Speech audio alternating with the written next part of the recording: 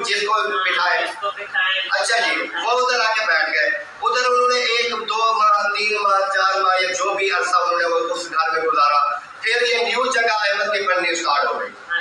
ये 2 प्लाट उन्होंने बनाए, 5-5 मरले के 2 प्लाट बना दिए। एक इमारत अलग कर दी, एक अलग कर दी। फिर जब ये न्यू कमरे बनने स्टार्ट हुए, फिर उन्होंने क्या कहा, इधर जी हमें जो है ना वो कीड़ियां काटती है, हम तो न्यू घर में रहेंगे। ये रुखसाना को बहुत पसंद आ गया है। अच्छा जी, ठीक हो गया, हमें इस चीज का भी इल्म नहीं है। अच्छा भी, सिर्फ मैंने अहमद से एक बात की थी, आज भी अहमद कहेगा कि ये बात आपने हकीकत की थी और वो मानेगा वीडियो में कि आपने ये बात मुझे की थी।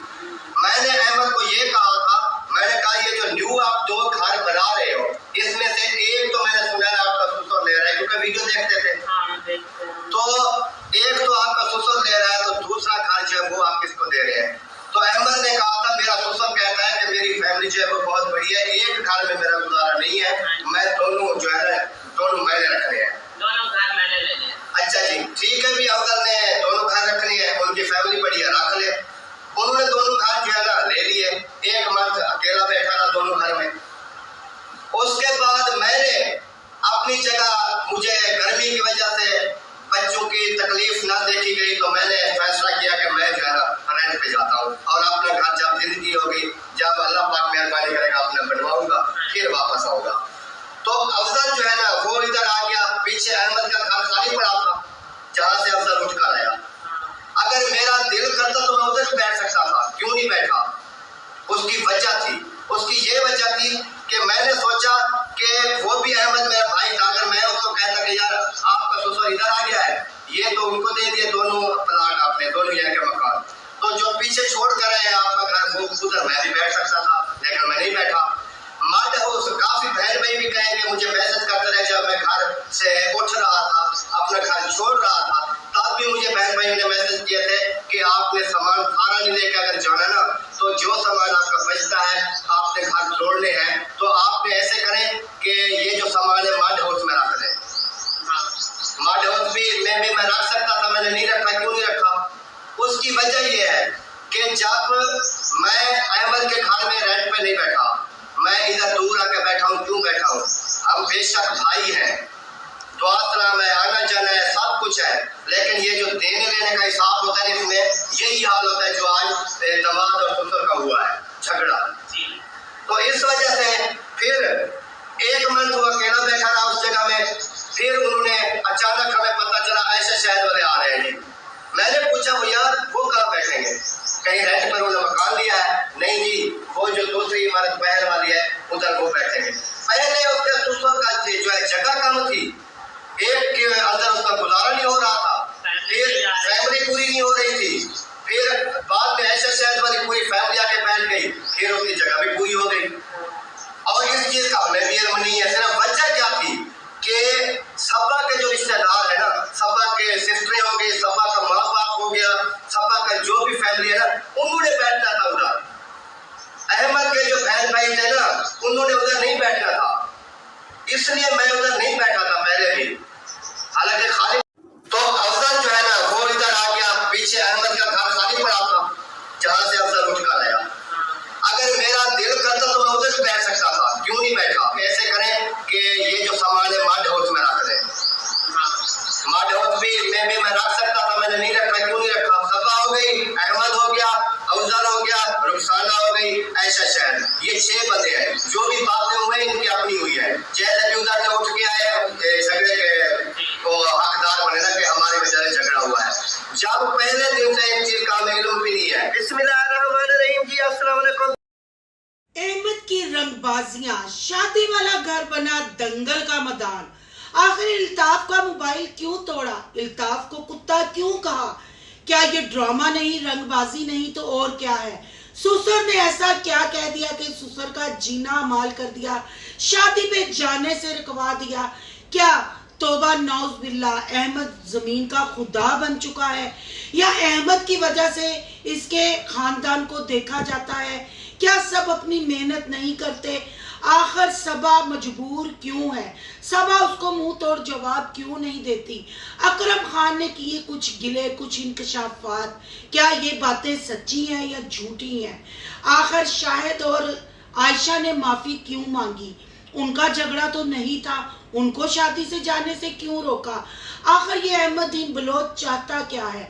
इसकी बगैरती और बेशर्मी का तूफान कहाँ थमेगा, कहाँ इसको शर्म आएगी रिश्तों का तकद्दुस पमाल करते हुए। आज की वीडियो बहुत इंटरेस्टिंग है, वीडियो पसंद आए लाइक शेयर कमेंट लाजमी कीजिएगा। करते हैं वीडियो स्टार्ट। अस्सलाम वालेकुम फ्रेंड्स, आप सब कैसे हैं। उम्मीद करती हूँ अल्लाह के फजलो करम से आप खैर खैरियत से होंगे। शुक्र अल्हम्दुलिल्लाह, मैं भी ठीक ठाक हूँ। थैंक यू सो मच जो इस चैनल पे नया है, इस फैमिली का हिस्सा बने। तहे दिल से उनको इस फैमिली में वेलकम कहती हूँ और रिक्वेस्ट करती हूँ जो आज इस चैनल पे आए हैं इस चैनल को सब्सक्राइब कर लें, बेल आइकन को ऑल के ऑप्शन के साथ प्रेस कर लें ताकि मेरी हर आने वाली वीडियो के नोटिफिकेशन फौरन से पहले आपको मिल सके। जी रंगबाजी पे रंगबाजी, शादी वाले घर को भी दंगल खाना बना डाला। वहाँ एक अदद बेटी की शादी है, बेटों की शादी हो तो लोग ऐसा तमाशा नहीं लगाते, यही तो शरीका होता है, यही तो ड्रामेबाजियां होती हैं। शादी पे जाएं, फौतगी पे जाएं, पर कंटेंट नहीं छूटना चाहिए, थंबनेल बनना नहीं छूटना चाहिए। और इतनी लड़ाई में, इतने झगड़े में जब वीडियो अपलोड होती है और उसके कमेंट्स पे जाके हार देना भी नहीं छूटना चाहिए, क्योंकि पब्लिक को लेके साथ साथ चलना है। आज करेंगे अहमद पे बात कि आखिर इल्ताफ ने ऐसा क्या कह दिया कि इल्ताफ का मोबाइल तोड़ दिया, उसको भौंकने वाला कह दिया कि भौंकते रहो, तुम यहाँ ये ड्रामे नहीं करो, अगर तुम यहाँ आए होते तो मैं यहाँ नहीं आता। आखिर ये अपने खानदान से इतना चिढ़ना क्यों शुरू हो गया है। क्या इसकी पूंछ पे इसके ससुर पाक ने हाथ रख दिया है, क्या पाँव रख दिया है।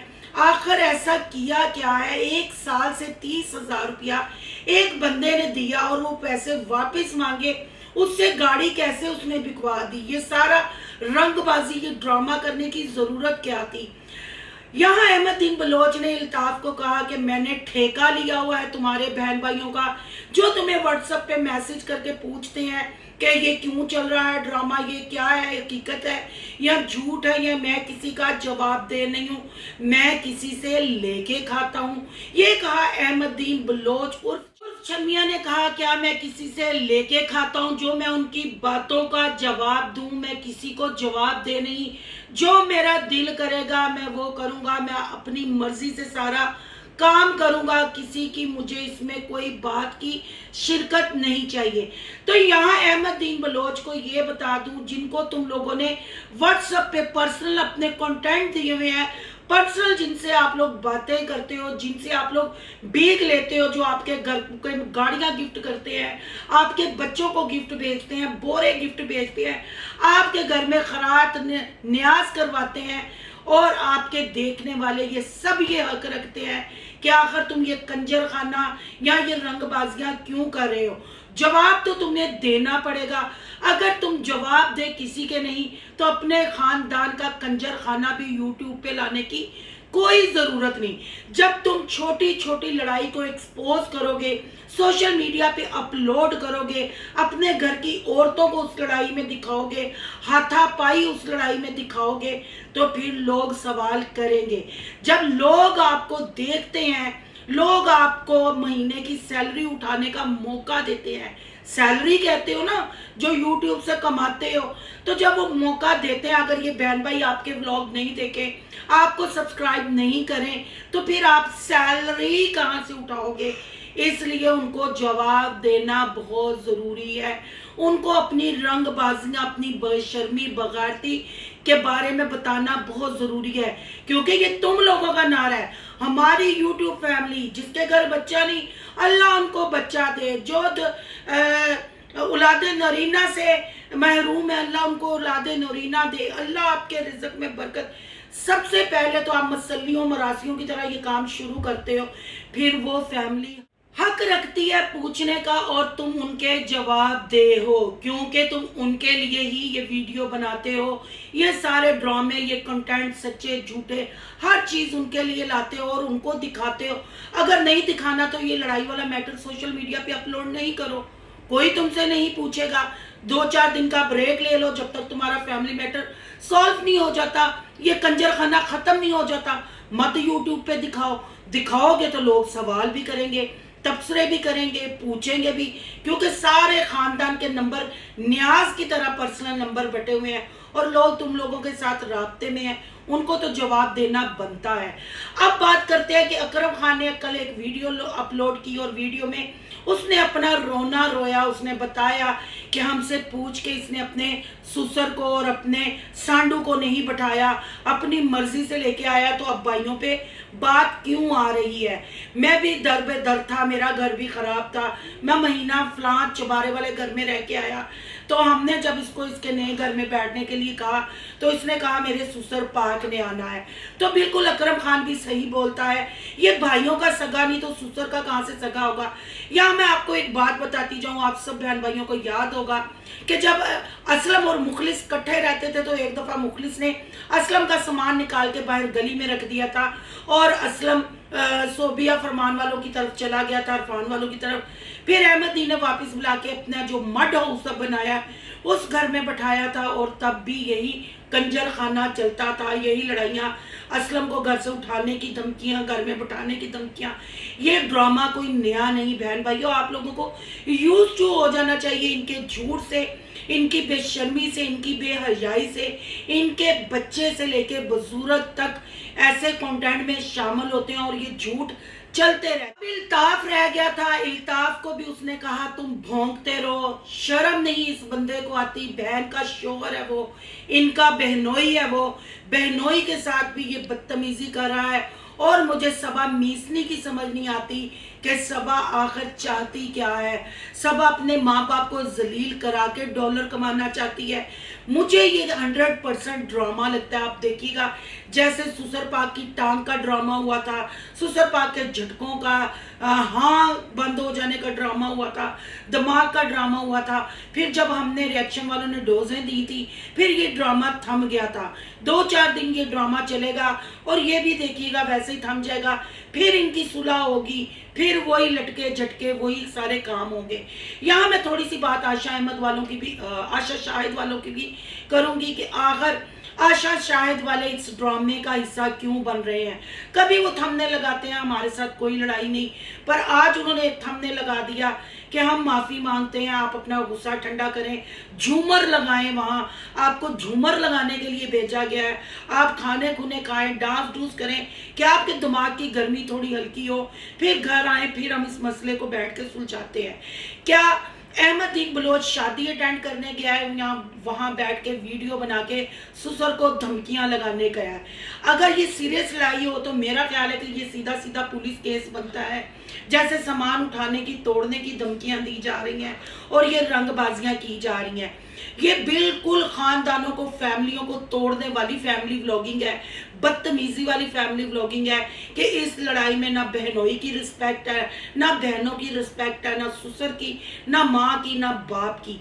अगर सबा के माँ बाप की बात की जाए तो शायद वालों ने वीडियो बनाई, एक क्लिप मैंने देखा, वो कह रहे थे किसी बड़े को, कहते हैं किसी बड़े से कॉल करवाते हैं, कोई बड़ा समझाता है, सुलह सफाई कराता है, तो सबा की माँ ने साफ कहा वो किसी की नहीं सुनता, अपने माँ बाप की नहीं सुनता। उसके ससुर ने कहा वो दूसरों से ज्यादा ऊंची चीख के रंगबाजी करता है, बदतमीज आदमी है, बदतमीज इंसान है, उसका कोई मुकाबला नहीं कर सकता।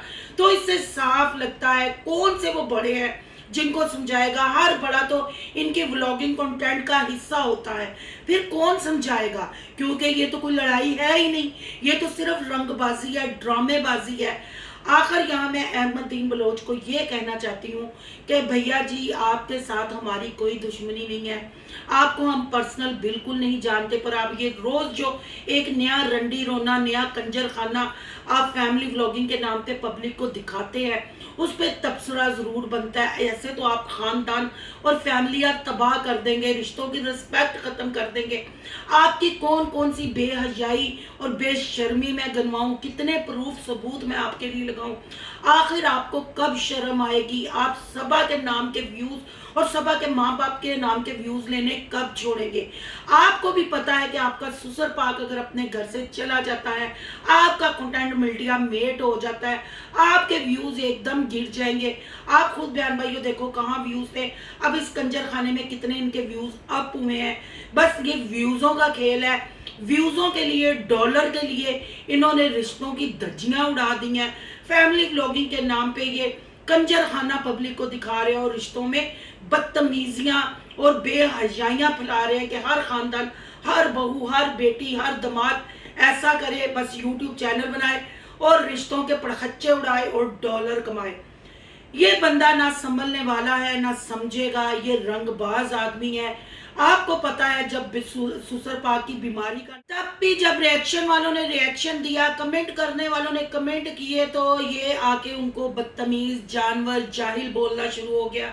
बंदा इससे पूछे, अगर तुमसे फैमिली व्लॉगिंग सिर्फ ऐसे ही कंजर खाना ही दिखाना है, अपने खानदान को खुद गंदा करके तुमने जब एक कंटेंट बना के पेश करना है, तो उस पर तबसरे तो होंगे। सबा यहाँ मैं ये कहूँगी कि अगर माँ की और बाप की तहजील ऐसे हो, माँ बाप को घर से शोहर निकालता हो, माँ बाप के ये हालात हों, तो एक बेटी शादी कैसे अटेंड कर सकती है? ये ड्रामा है और ये ड्रामा आज पहली दफ़ा नहीं हुआ। जब इन्होंने चैनल बनाया, चैनल के ठीक 5 से 6 महीने बाद इनका ये कुत्त खाना शुरू हो गया और इनके झूठ को आप लोग देखते रहे और इनका झूठ अब ऐसा सर चढ़ के बोलने लगा है कि लोगों को इनसे हो गई है नफरत, इनकी रंगबाजियों से नफरत। एक बेटी की शादी पे ये गया है, वहां जाके इसने अपना कंजर खाना रंगबाजियां दिखाई हैं। क्या बेटी वाले घरों में ऐसे लड़ाइयां करते हैं, ऐसे दंगल फसाद करते हैं? किसी गैर जगह पे बैठ के बेटी के ब्याह में ये वाला कंटेंट बनाना जरूरी था?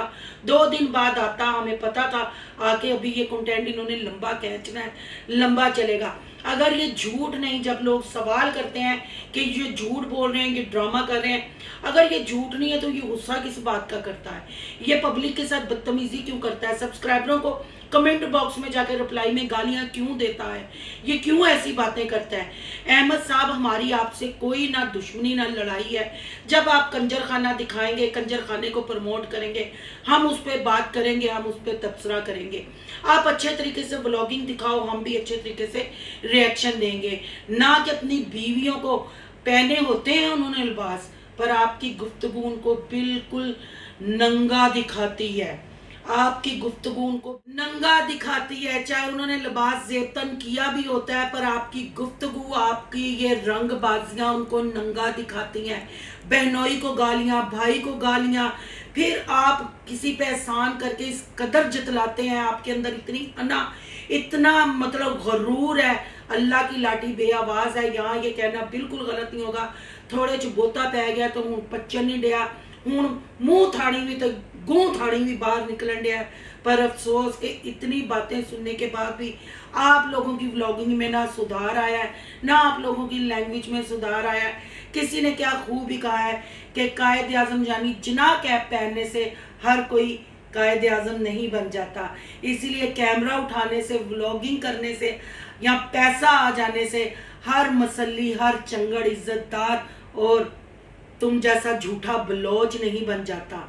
गुफ्तगू पे ध्यान दो, अपनी फैमिली व्लॉगिंग पे ध्यान दो और देखो कि तुम पब्लिक को क्या दिखा रहे हो, क्या कंजर खाना, रंगबाजियां, तुकबाजियां दिखा रहे हो। हर चीज़ प्रूफ के साथ लगाई है।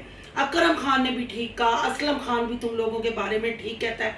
जब ये भाई आपस में लड़ते हैं ना, फिर एक दूसरे की औकात अच्छे तरीके से वाजिया करते हैं, अच्छे तरीके से दिखाते हैं वाकई ही जिसने भाई को घर में क्यों ये किस बना पे लाया। और यहाँ कल एक रुबीना ने मुझे किया कमेंट, रुबीना ने किया इंकशाफ कि ये घर ससुर पाक का ही है, अहमद का नहीं। ये सब रंगबाजी कर रहे हैं। मेरे पास सारे प्रूफ सबूत है, मैं सिस्टर आपको इंस्टा पे भेजूंगी। जैसे ही मेरे पास वो प्रूफ सबूत आएंगे तो मैं अपने बहन भाइयों के आगे भी वो रखूंगी। इनकी ये सब रंगबाजियां हैं, सब ड्रामे हैं। मैं तो 100% यकीन के साथ कहती हूँ। आपको क्या लगता है, आपकी क्या राय है? कमेंट बॉक्स में अपनी कीमती राय का इजहार जरूर करना है।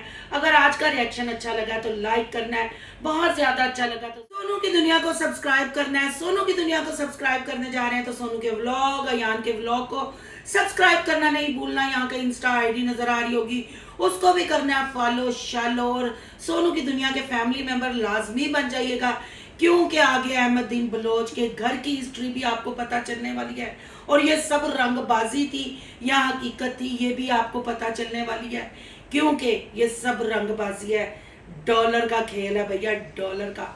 मिलते हैं नेक्स्ट टॉपिक के साथ। अल्लाह हाफिज।